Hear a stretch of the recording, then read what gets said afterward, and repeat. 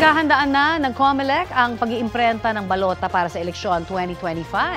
May ulot on the spot si Oscar Oida. Oscar? Yes, Connie, iprinisenta na sa media kanina sa tanggapan ng National Printing Office dito sa Quezon City ang dalawang printing machine na gagamitin sa pag-imprenta ng mga balota para sa darating na eleksyon. Gawa umano sa Amerika ang mga makina na tinatayang nagkakalaga ng 300 million pesos bawat isa.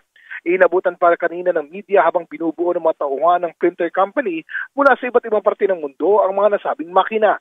Ayon sa kumpanya, ang bawat makina ay may kakayanan na mag-imprenta ng hanggang sa 500,000 na balota kada araw at kaya umunong tumakbo ng 24 oras kada araw. Hihinto lang daw ito pag magpapalit ng papel. At dahil sa halos wala umano itong human intervention, halos fail-proof daw ito. Sa susunod na buwan, target gawin ang test printing. Habang mula Disyembre hanggang March naman, plano isagawa ang aktual na printing ng aabot sa 73 million na balotang gagamitin sa eleksyon.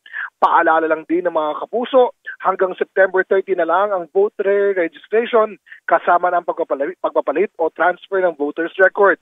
Sa October 1 to 8 naman ang filing ng Certificate of Candidacy. Connie? Maraming salamat, Oscar Oida.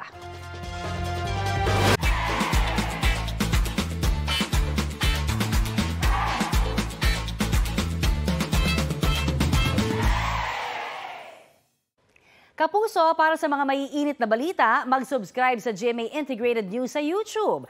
Sa mga kapuso naman abroad, subaybayan nyo kami sa GMA Pinoy TV at sa www.gmanews.tv.